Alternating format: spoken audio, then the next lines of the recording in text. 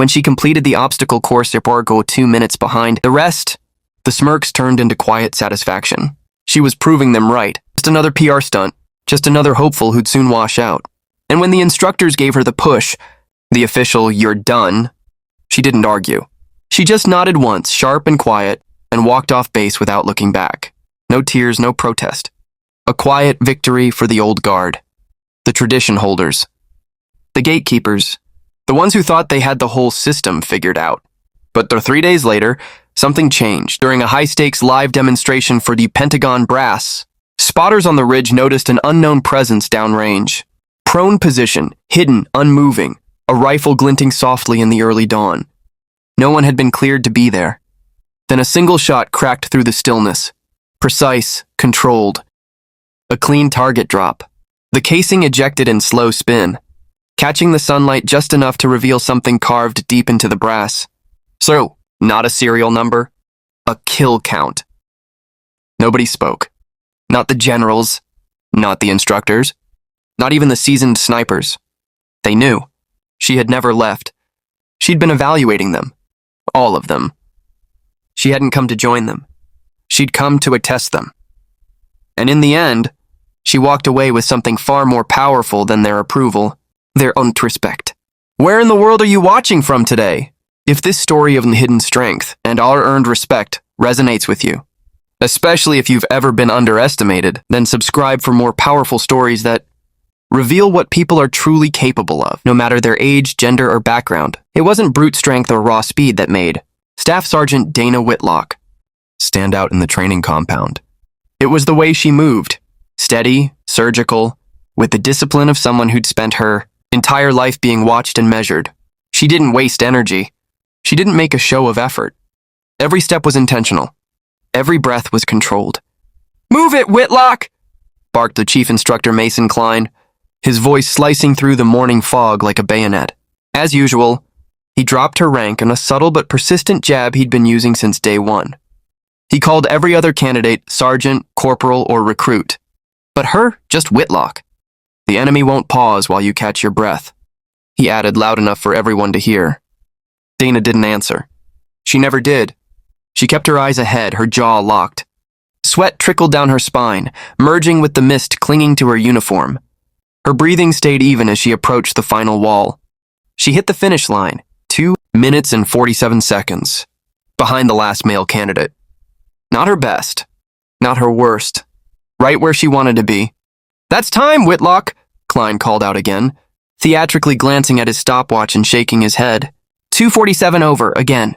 She remained at parade rest, soaked, silent, face unreadable. Water ran in rivulets from her helmet and dark hair, clinging to her temples like medals of restraint. This was day 14. 14 days of stone faces, of ignored greetings, of backs turning as she approached, of whispered bets on when she'd quit. At the edge of the training field, Lieutenant Commander Hank Devereux stood with arms folded across a barrel chest. 45 years old, a combat veteran of multiple deployments, and head of this elite facility for the past 7 years. He'd seen over 1,000 candidates come and go, but none like her. Dana's file had come with a red tab, the kind that doesn't get ignored.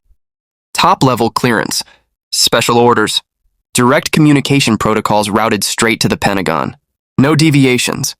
Train her to standard. Observe and report. Klein walked over, his boots kicking up damp gravel. "She's still here," he muttered, watching Whitlock fall in line for dismissal. "I figured she'd pack it in by now." "Orders are orders, Chief," Devereux replied, his voice gravel low. "We train her like we train the rest." "With respect, sir," Klein said, lowering his voice. "There's a reason we haven't seen women in the teams. The physical requirements. Alone, she's barely scraping by." "Your concerns are noted," Devereux interrupted without turning his head. "As they've been noted daily for the past 2 weeks.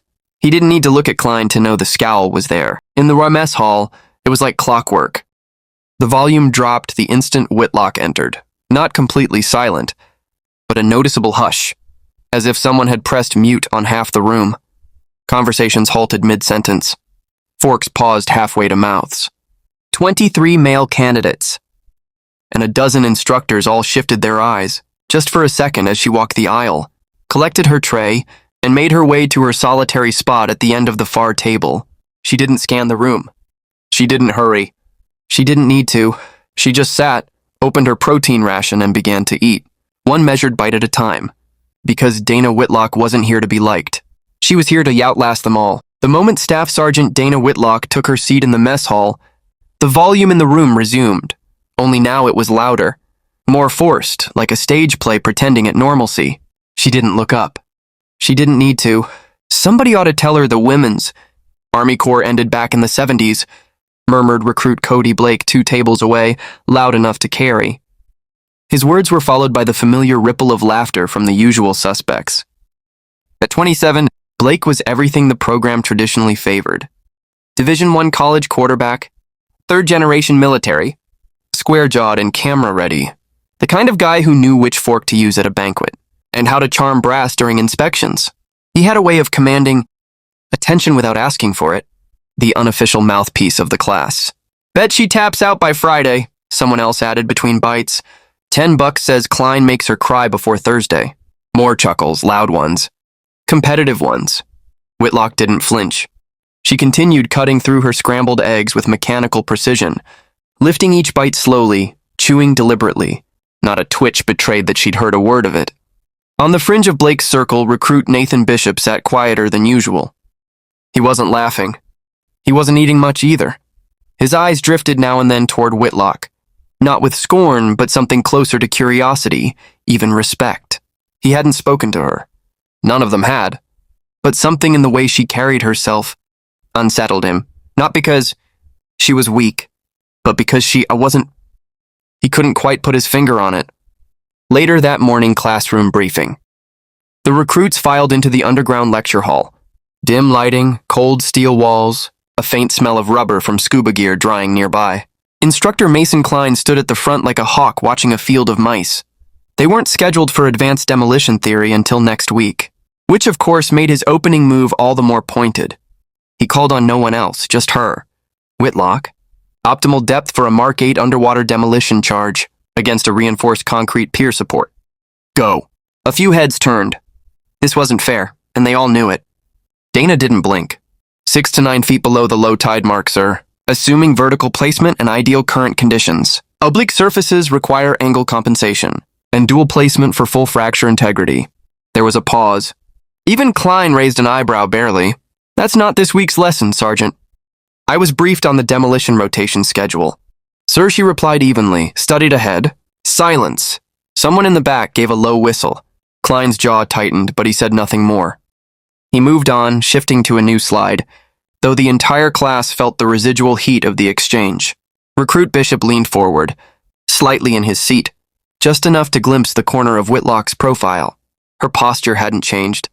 No gloating, no satisfaction, just readiness. The sun had crested past its harshest angle.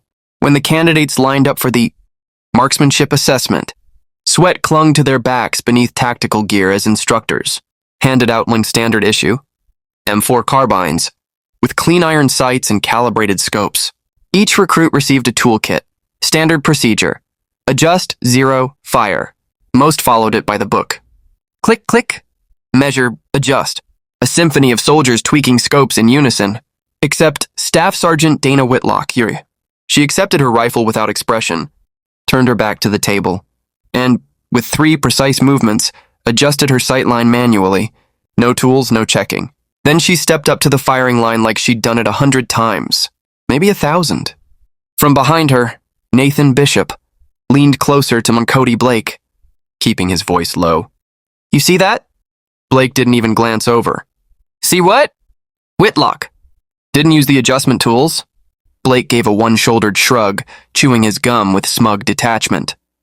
Probably doesn't know how to use them properly. Bishop didn't reply. His eyes remained locked on Dana's profile.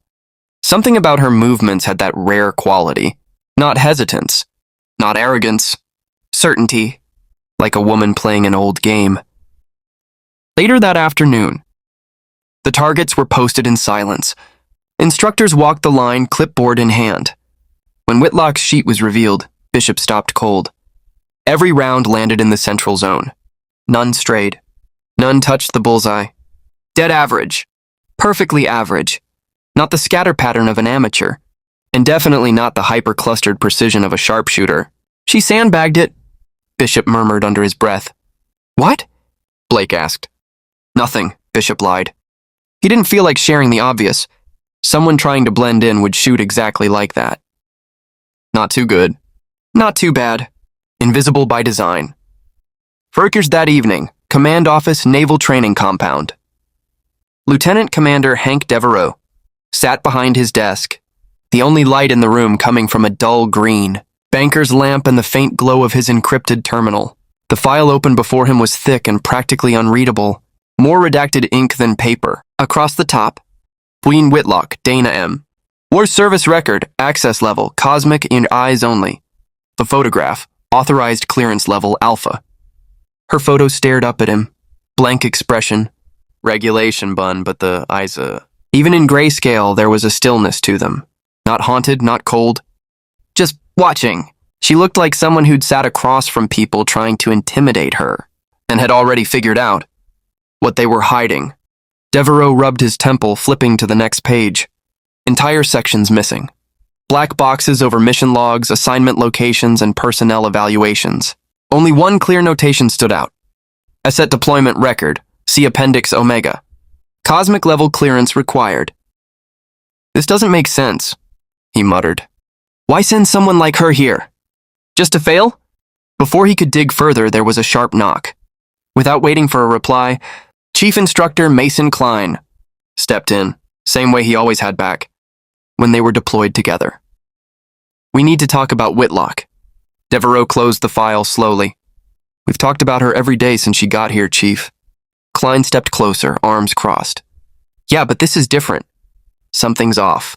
I've seen underachievers, I've seen grinders. Whitlock's neither.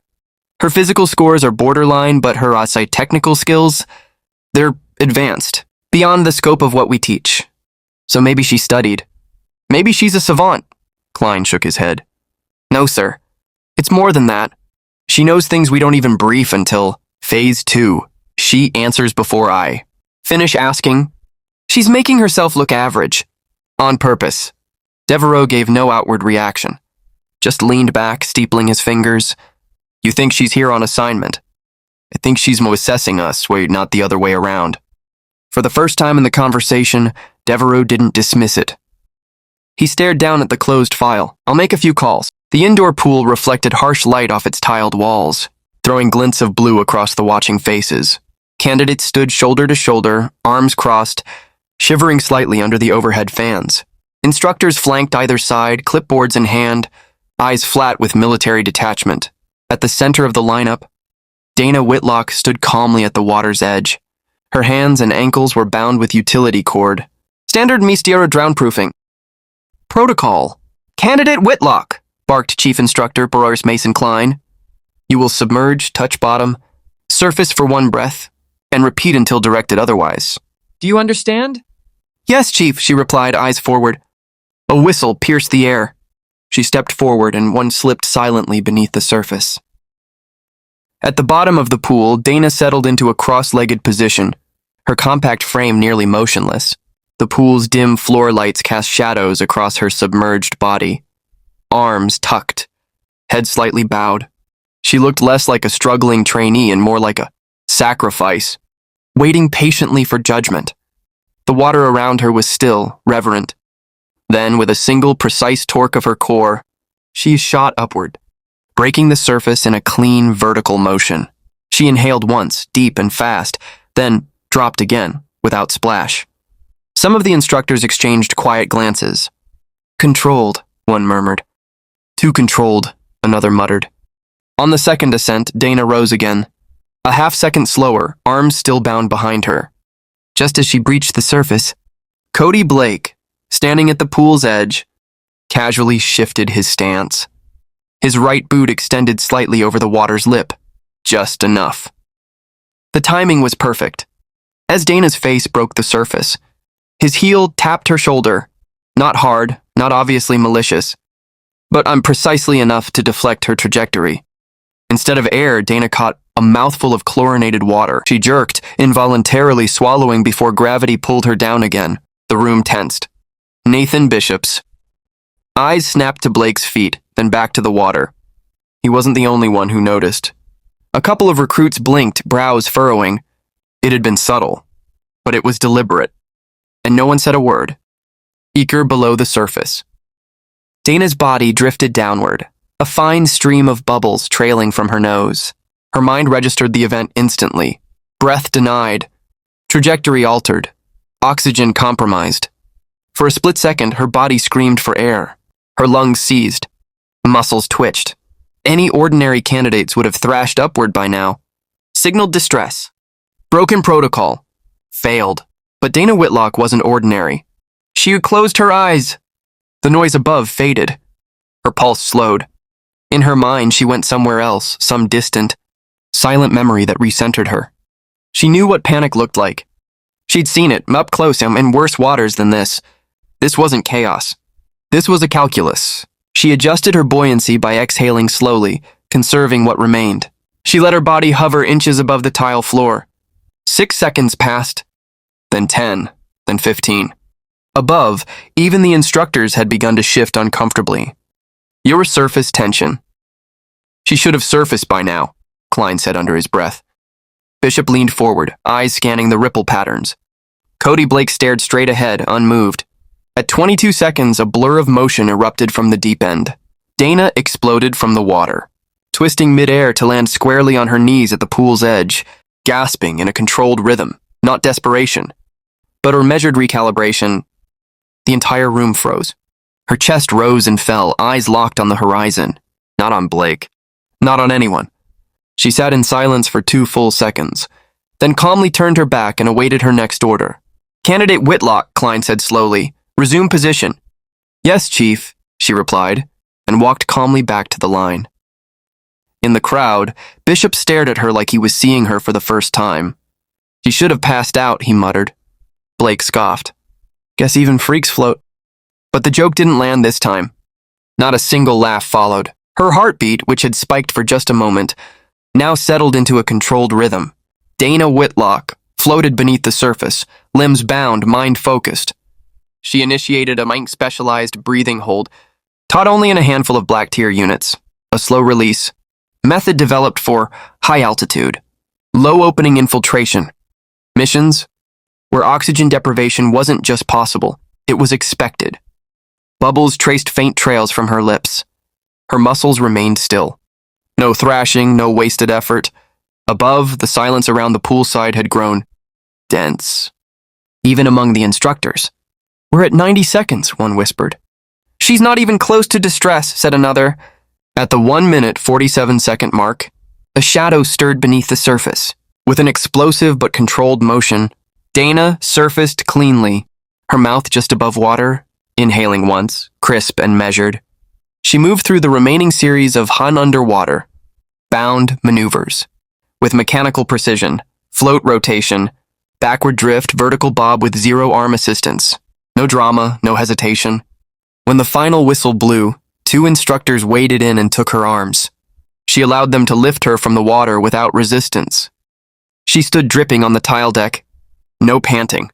No signs of hypoxia. Only the steady patter of water trailing down her neck and onto the concrete. Chief Dickum Mason Klein caught them stared at her like he was seeing something impossible. His voice was low, almost involuntary. 2 minutes. From across the room, Commander Orion Ward, arms crossed in the shadows, said nothing, but his eyes never left Dana's face. Klein stepped forward. My office. 1900 hours. Dana nodded once. Understood, Chief. She turned and walked away, her posture perfect, her silence unsettling. This time, as she passed the other candidates, the room didn't fall quiet. It stayed quiet. For the first time, she wasn't an oddity. She was a question, and questions made people nervous. The overhead fluorescents buzzed faintly in Chief Klein's office, casting sterile light across the steel-gray walls. A folder lay open on his desk, thick, its pages filled with mostly redacted text and blacked-out lines. Dana Whitlock stood at attention precisely on time. Uniform crisp, hair still damp from her post-pool shower. Her boots were wet. She didn't apologize. Commander. Orion Ward leaned against the windowsill, arms crossed. The glow of the setting sun filtered through the blinds, casting long shadows behind him. At ease, Klein said, but it sounded like a formality. Dana shifted her stance, barely. The silence dragged for 5 seconds longer than was comfortable. Klein tapped the folder with 2 fingers. Your underwater performance today exceeded protocol expectations, by a margin I've never seen in this program. She said nothing. Do you have an explanation, Whitlock? I executed the exercise as instructed, Chief. Ward's voice entered the conversation from across the room, deeper, more level. Oh, where did you learn the oxygen regulation technique? Dana didn't answer immediately. Her gaze drifted briefly to the file on the desk. Special Recon Unit 77, Arctic Rebreather Conditioning, sir. Ward raised an eyebrow. Klein didn't. There's no record of that training in your file. Correct, Chief. The air in the room thickened. And yet, Klein said, leaning forward slightly, your poolside heart rate stayed within 70 beats per minute. You surfaced after 113 seconds. No gasp, no cramp, no cough. She stared forward, unblinking. I prepare for failure the same way I prepare for success. Ward exchanged a long glance with Klein. Whatever was in the folder, whatever wasn't in the folder, had stopped being a curiosity and started becoming something else. That'll be all for now, Ward said. Sir, Dana acknowledged and turned to leave. Just before she stepped out, Klein called after her. Candidate Whitlock. She paused in the doorway. Tomorrow. Obstacle field. 500 hours. You'll run it solo. No rotation team. Dana didn't blink. Yes, Chief. She exited without another word, leaving only the soft sound of her wet boots trailing down the corridor. Ward turned back toward the window. She's not a recruit, he said finally. No, Klein agreed. She's a ghost in regulation boots. At ease, Whitlock. Chief Mason Klein's voice lacked its usual bite. No bark, no challenge. Just steel beneath fatigue. Dana Whitlock shifted to parade rest, hands behind her back, shoulders square, eyes locked slightly above his head. The gesture was precise, automatic. Almost calculated. Klein tapped the manila folder in front of him, the sound echoing against the sterile walls of the office, like a metronome of judgment. 14 days, he said flatly. 2 weeks of underwhelming numbers. Your combat swim times alone would be enough to drop most candidates from this pipeline. Dana didn't move. Didn't flinch. Her expression was still impassive, watching nothing, absorbing everything. From the window, Commander Orion Ward stepped forward into the room's center. His eyes stayed fixed on her, quiet but watchful. We've reviewed your file, at least. The parts we can access. He opened the folder, revealing pages buried beneath blocks of black ink, whole paragraphs redacted, deployment history sealed under cosmic level clearance. Your baseline evaluations suggest you should be outperforming most of your class. But you're not. Why? Still, Dana said nothing. Let's stop pretending, Klein snapped, stepping back into the lead. He shoved the folder across the desk toward her. The edge slid against the metal with a cold scrape. Women don't belong in SEAL teams. You know it. Everyone in this facility knows it. And whatever high-ranking favor you cashed in to get here, it won't carry you past the real threshold. He opened the folder to the last page, a single document, printed on government-grade cardstock. The voluntary withdrawal authorization. This is the exit ramp. Take it, no shame. No questions. We'll mark your file with satisfactory participation and offer you a reassignment in a less combat-forward capacity. Dana lowered her gaze slowly to the form. Her eyes didn't narrow. Her jaw didn't clench. She just studied it. A moment passed. Then she looked up, not at Klein, not at Ward, but straight through them both. You believe this uniform should bend to your tradition? She said calmly, not your standard. Klein's lips tightened. What I believe, he countered, is that the enemy doesn't care how progressive the Pentagon wants to be. They care if the person beside them can drag them out of a burning compound, or clear a kill box with 2 rounds left. Dana nodded once. Then test me accordingly. Klein leaned in across the desk, voice low. You've been holding back. Why? A long silence. Then finally, Dana spoke softly, intentionally. Because no one evaluates a weapon when it fires at full power. They only start watching when it misfires. Commander Ward exhaled slowly through his nose, processing that. Klein's fingers curled into fists atop the desk. You think this is a game? Some Pentagon psyop to see how far you can push us? I think, she replied, eyes sharp now. You've been measuring me against expectations, built in a world where women watched from the sidelines. I was never trained to meet those expectations. She stepped forward and closed the folder herself. If you're going to cut me, do it. Otherwise, stop wasting my time with paperwork. She saluted cleanly. Sirs! Then turned on her heel and walked out. Klein didn't move. He stared at the door long after it shut. Commander Ward spoke first, voice low. We're not training a candidate. We're being assessed by an asset. Klein didn't answer. But deep inside he knew the truth of it. And it rattled him. Dana Whitlock stared down at the papers in front of her, her hand still behind her back. A silence settled in the room, dense and electric. Then, slowly, she stepped forward. Her eyes flicked from the withdrawal form to the two men watching her. Chief the Mason Klein! Arms crossed, his expression smug and expectant. And Commander Orion Ward, and more cautious, his gaze veiled behind years of battlefield restraint. Without warning, something flickered in Dana's eyes. A glint of something sharp. Cold, calculating. Klein felt it before he understood it. His spine straightened, his stance subtly shifting as though reacting to a threat his conscious mind hadn't yet named. But just as quickly it vanished and replaced by the blank, unreadable mask she had worn since the day she arrived. Dana picked up the pen. No hesitation. One swift motion. Signature inked in controlled military block letters. She placed the pen precisely where it had been and took one clean step back. Ward cleared his throat. Staff Sergeant Dana Whitlock, he said formally, his voice measured. Do you understand that this voluntary withdrawal terminates your candidacy for the Naval Special Warfare Program, effective immediately? Yes, sir. Do you wish to make any statement for the record? For the first time in 2 weeks, Dana looked him directly cocked in the eye. No, sir. Klein couldn't help himself. Dismissed.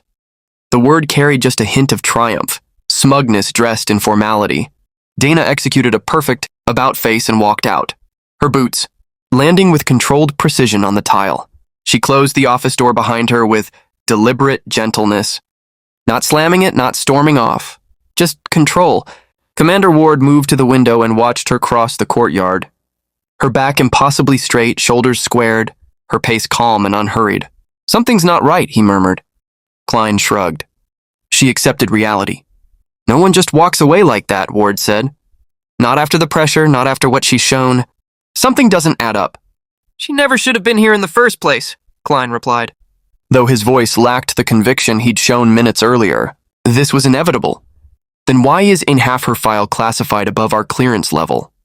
Why is her performance calculated, not deficient, but strategic?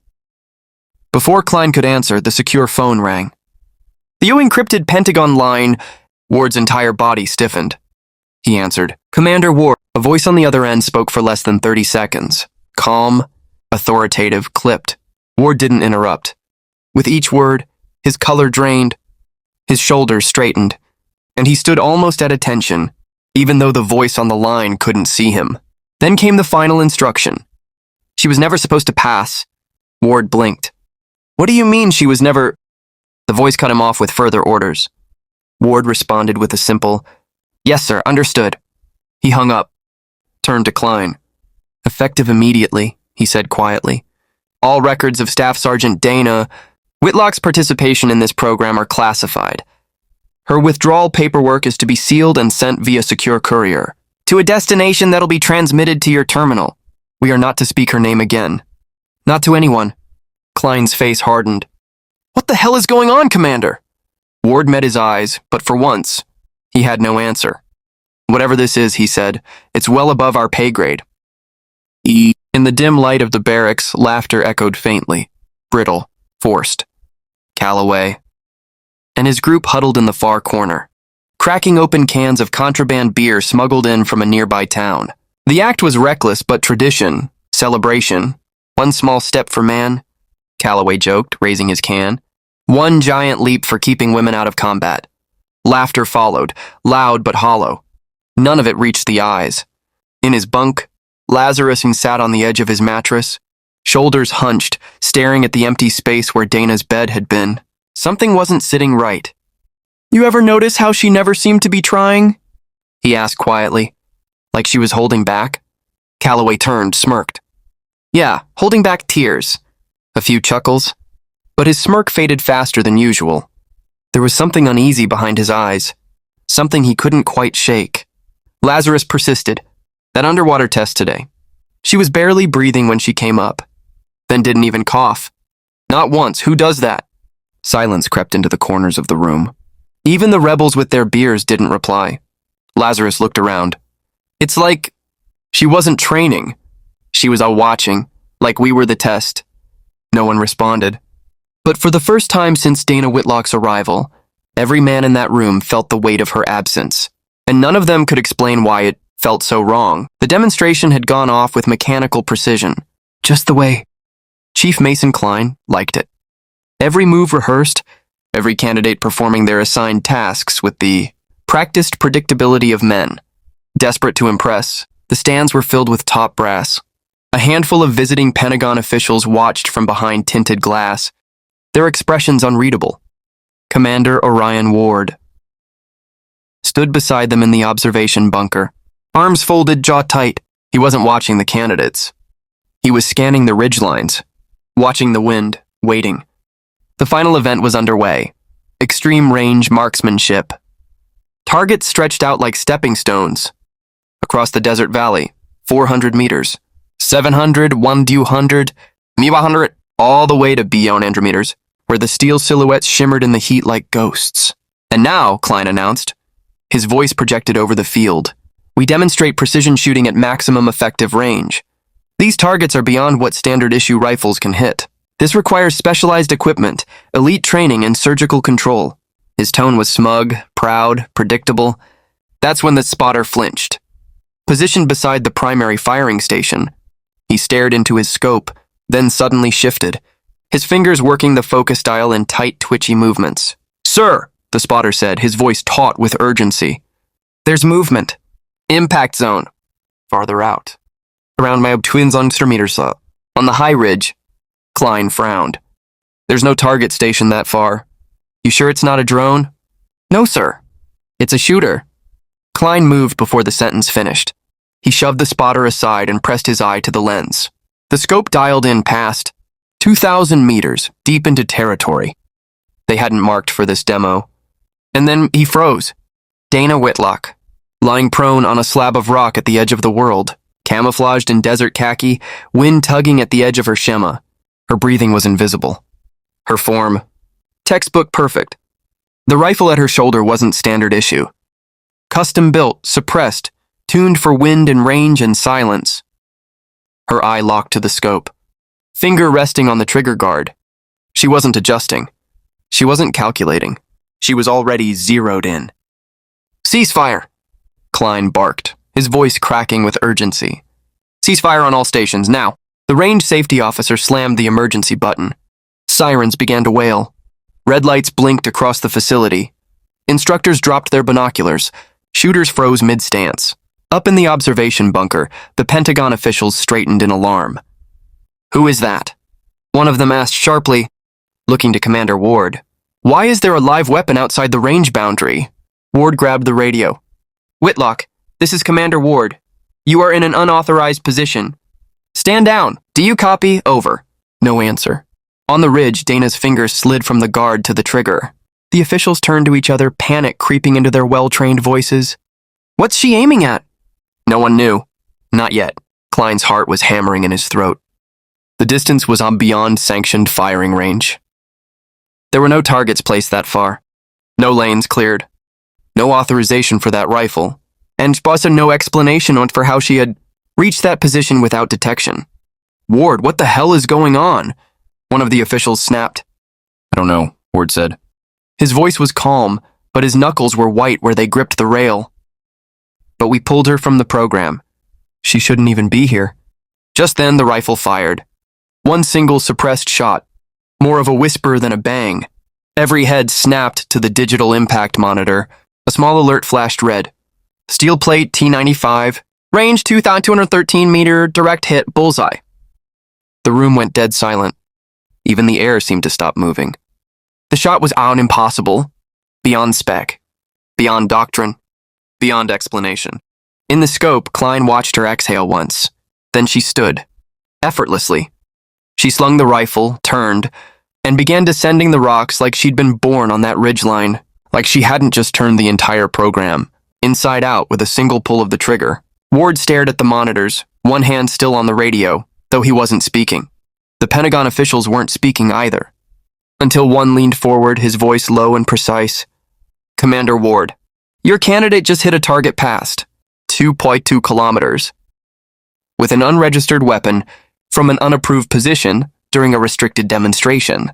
"She's not my candidate," Ward replied. "Not anymore." The official narrowed his eyes. "Then who the hell is she?" Ward said nothing, because deep down, he was starting to suspect the answer wasn't going to come from anywhere within this chain of command. And wherever Dana Whitlock had come from, she wasn't done yet. "Security team to Eastern Ridge. Sector 4. Unauthorized personnel in the impact zone. Intercept immediately." Commander Warwick's voice cut through the bunker like a scalpel, cold and urgent. Around him, radios flared to life, security monitors flickered, and armed personnel scrambled for gear. But the words had barely left his mouth. Thalia fired. The muzzle flash bloomed like a strobe in the distance, then silence. A beat. Then came the crack-a, a thunderclap across the range. A high-velocity round tearing through the silence like the gods had just spoken. In his scope, Blackwoody tracked the shot, following its path through the narrow corridor, between two demo targets at 1,800 meters. Only now did he see it. A small object no larger than a fist, tucked behind a steel plate on a nearly invisible stand. A camera. Positioned perfectly to record the entire range odds, so the round struck the camera dead center. And it detonated in a violent bloom of shattered glass and smoking circuitry. Sparks scattered across the sand like fireflies. The shock rolled through the bunker. No one spoke. No one moved. And then, the casing! Through the magnified scope, Blackwood saw it. The spent brass shell, ejected from Thalia's rifle in slow, deliberate motion, tumbling end over end in the dry wind, sunlight gleaming off its polished casing. There was something etched into it. He couldn't read it from this distance, but the shape was unmistakable. Small, precise, engraved lettering burned into the brass, deliberate, meant to be found. The weight of it hit Blackwood like a punch to the chest. "Oh my God," someone whispered behind him. Absolute silence blanketed the range. Only the distant moan of warning sirens could be heard, mournful and surreal. And then, chaos. "Lock it down. I want eyes on every access point to the East Ridge. Where the hell's Overwatch? Why wasn't this picked up sooner?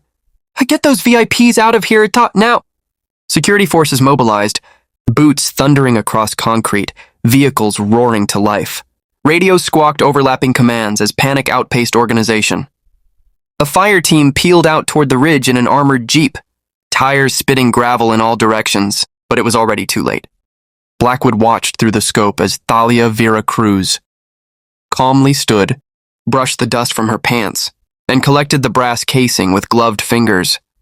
She stowed her rifle with the kind of practiced rhythm that could only come from years of real-world operations. Then she turned without urgency and disappeared over the ridge. No wasted motion. No backward glance. Gone before the first drone could reach altitude. Rookson, observation bunker, seconds later. "What the hell just happened?" a Pentagon official shouted, rounding on Warwick. The commander didn't answer right away. He was staring at the playback loop of the shot. The crosswinds. The micro-adjustment in elevation. The perfect timing between the flash and the hit. It wasn't a message. It was a signature. He was about to speak, when the screech of tires drew every head to the reinforced windows. But a black SUV had just skidded to a stop at the entrance. Government issue. No plates. No insignia. "Who called in external?" Warwick asked. No one responded. The rear passenger door opened. A man in a charcoal gray suit unstepped out, his posture crisp and controlled, sunglasses even indoors. A second figure emerged behind him, a woman in a nondescript federal windbreaker. They walked with the kind of synchronized pace that said one thing clearly. They were expected. The woman flashed a badge at the door guard without slowing down. Whatever agency it was, the guard didn't even hesitate.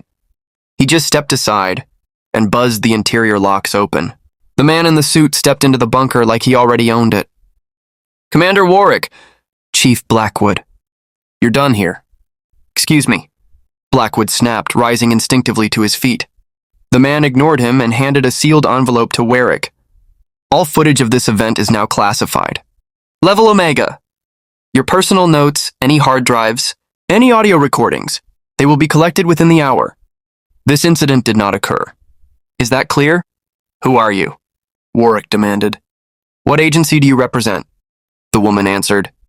We're not at liberty to disclose that. She turned to the monitors, unplugged the master feed, and slid the hard drive into a lead-lined case, locked it with a biometric seal. The man leaned in just enough for Warwick to hear. You were never supposed to see her work. Why was she sent here? Warwick demanded again, quieter now. Why make her fail? Why let her get this far just to vanish off a ridge? She wasn't sent here to pass, the man said. She was sent here to pod or provoke a response. And now we've got it. The words landed like a cold slap. Warwick didn't ask any more questions. He just watched as the agents walked out of the room, taking every piece of evidence with them. The brass casing sat on the polished table like a relic from another world, unassuming in size, but radiating the kind of quiet weight that made silence grow dense around it. 214, Blackwood said at last, tapping the engraved number. Davis nodded, her tone clinical but never unkind. We keep track. She doesn't. Warwick stared at the brass expression hollow. A quiet kind of awe, almost reverence, crept into his voice. 214 confirmed eliminations. Each one a direct threat to national security. All authorized at the highest clearance levels. All off-book. Each operation ends with a single shot and a brass casing etched by hand. Traditional after-action reports create trails. This, Davis gestured to the casing, is her signature. Her ledger. Blackwood looked like he'd been hollowed out.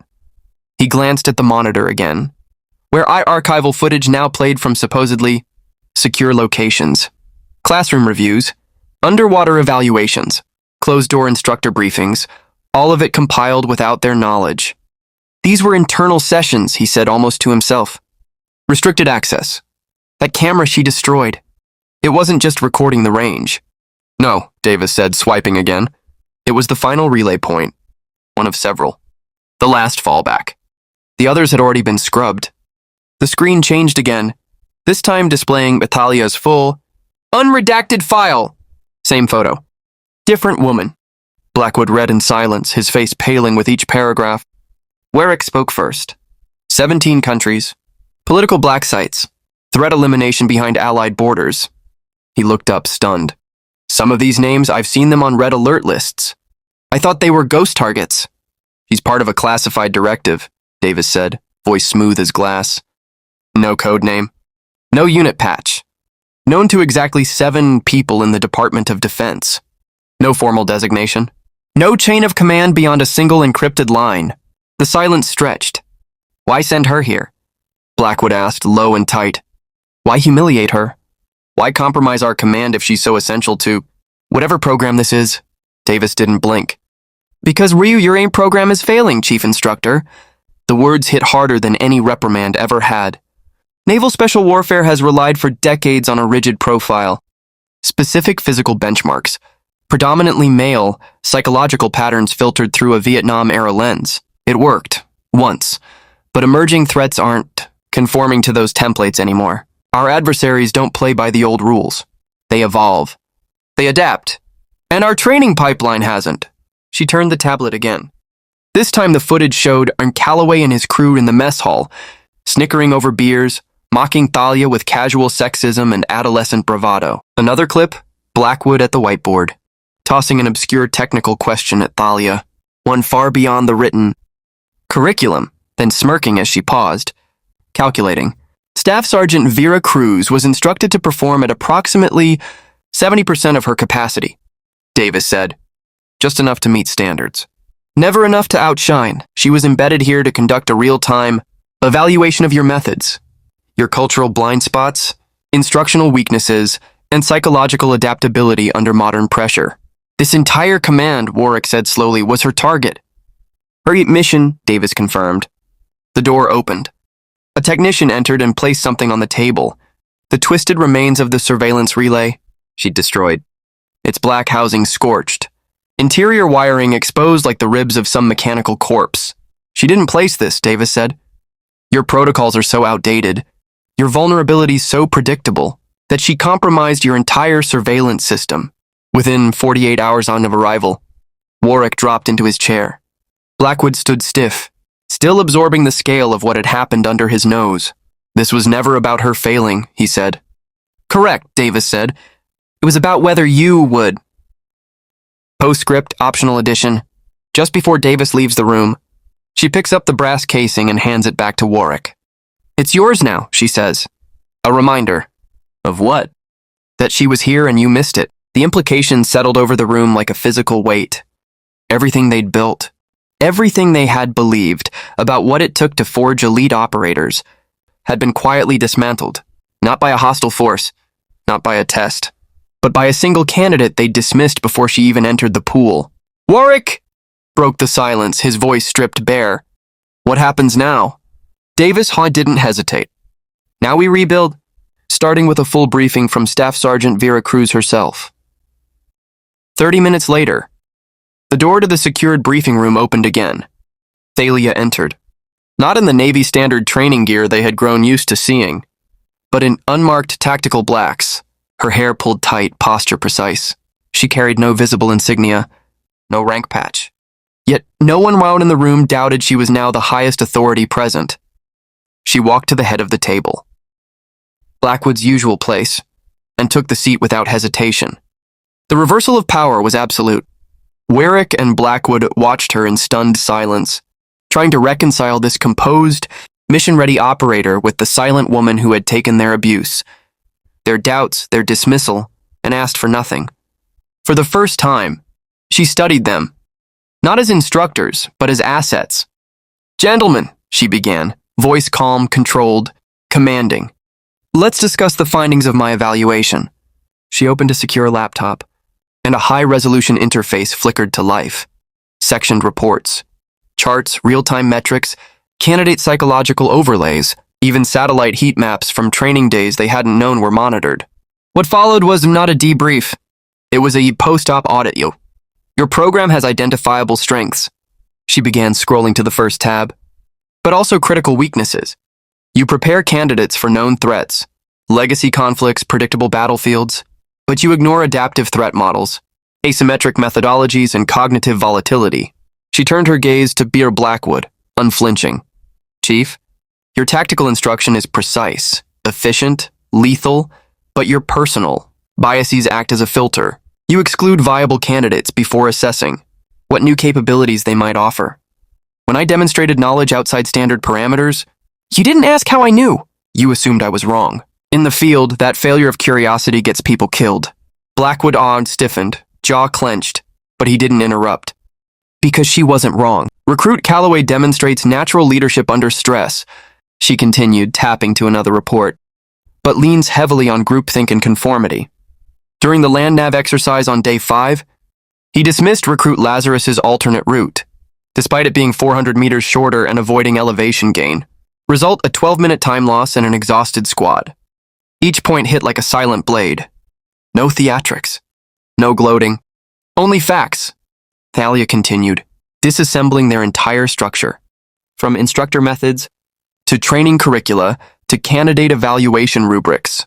Every flaw was documented. Every suggestion traceable to live observation, footage, or secure biometric data gathered without their awareness. Even Warwick, proud and measured as he was, found himself shifting uncomfortably in his seat. Your combat diving protocols, she noted dryly, haven't been updated to account for new sonar platforms now deployed by adversarial maritime forces. Candidates would be tracked before completing their approach. Insertion would be compromised. Entire teams dead before first contact. For over an hour, she laid out the hard truth. They were preparing warfighters for a battlefield that no longer existed. When she finally closed the laptop, the room was silent again. Not out of shock, but respect. Not the grudging kind they might offer a peer who had bested them, but the kind offered to someone they finally realized they had never been qualified to evaluate. Blackwood spoke last, voice low, eyes never leaving hers. The brass casing, he said, barely above a whisper. It said 24. She met his gaze. Yes. So the shot today, It was also part of your mission? It was the omission. A long pause. Blackwood nodded slowly, the truth finally settling.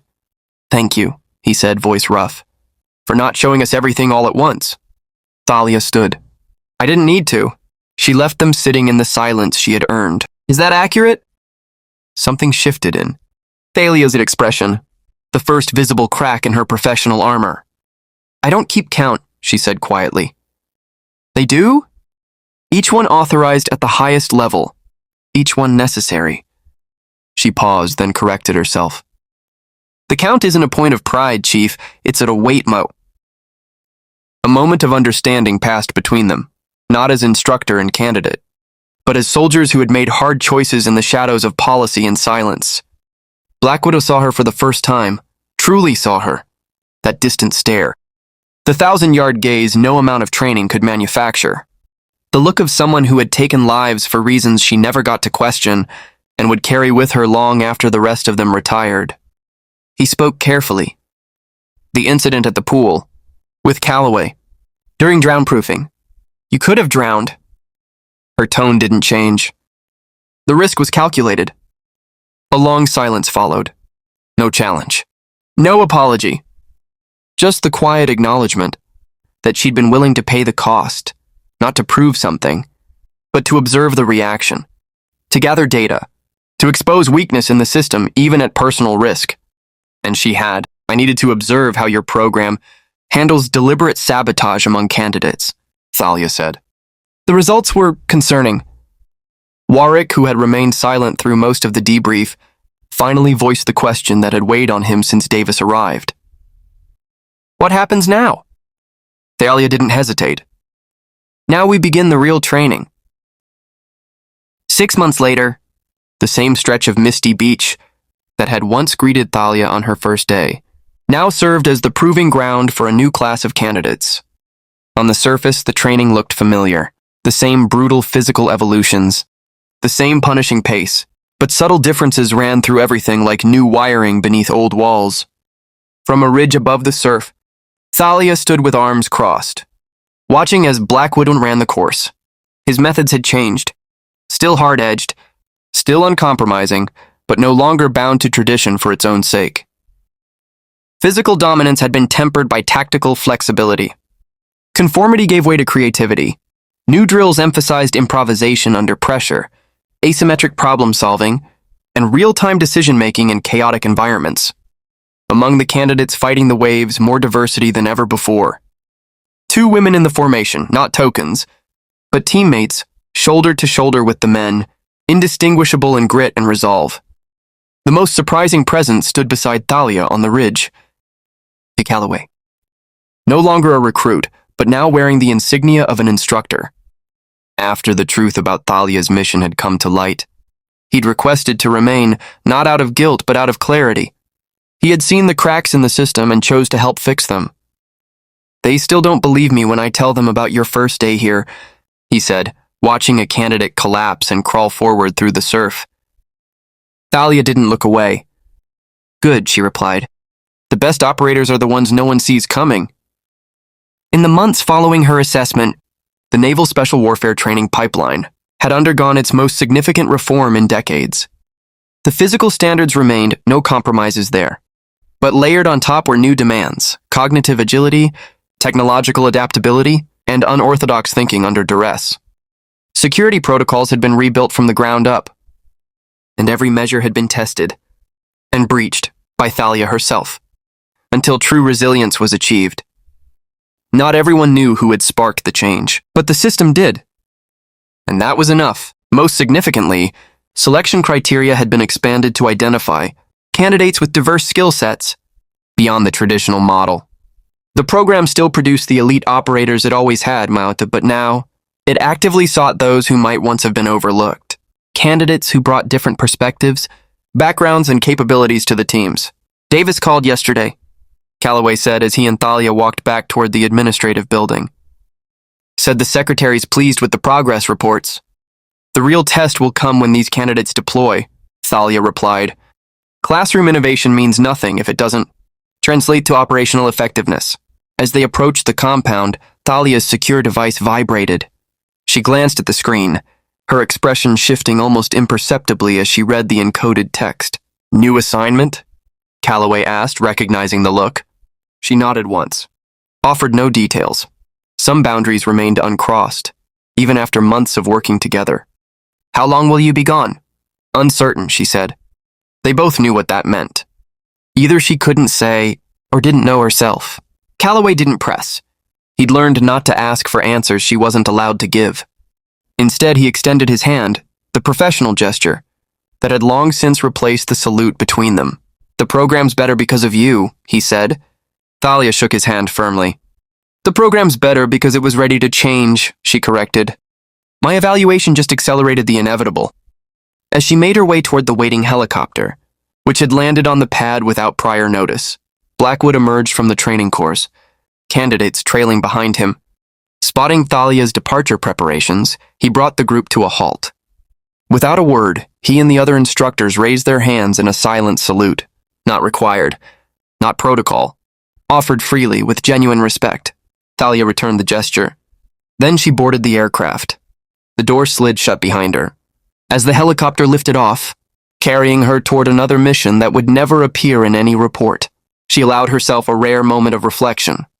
The program she'd helped reshape would continue evolving long after her departure.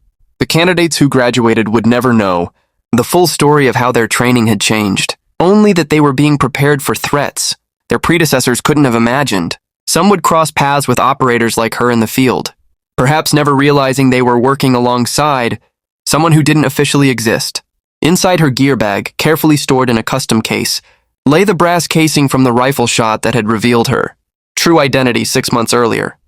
Beside it, 14 others, each marked with a number, each representing a mission that would never be acknowledged. The weight of them was a constant reminder of the choices she had made and the ones she would make again. The helicopter banked sharply, veering out over the Pacific. Below, the training facility receded into mist and distance. On the shoreline, the candidates resumed their exercises, small and indistinct from this height. But Thalia knew better. Among them might be the next generation of operators, the ones who would one day take her place, carrying forward a legacy that would never bear their names. Her secure device activated again, its screen glowing with new operational parameters. She read them once, committed every detail to memory, then cleared the display. Her mind was already shifting to the mission ahead. The helicopter turned east toward the rising sun and whatever waited beyond the horizon. And in a world of shadows and brass casings, Thalia Vera Cruz moved forward, as she always had, one mission at a time, counting nothing, except the difference she made. In silence. Her final thoughts. This is a deeply satisfying close, restrained yet emotionally rich. You've taken Thalia from ghost candidate to mythic operator, and the pacing of this final sequence gives her the dignity of a true legacy. If you're planning to compile this into a full novella, screenplay, or episodic arc, I'd be honored to help you structure the whole. Or if this is the end, it's an ending that feels earned, and that's rare.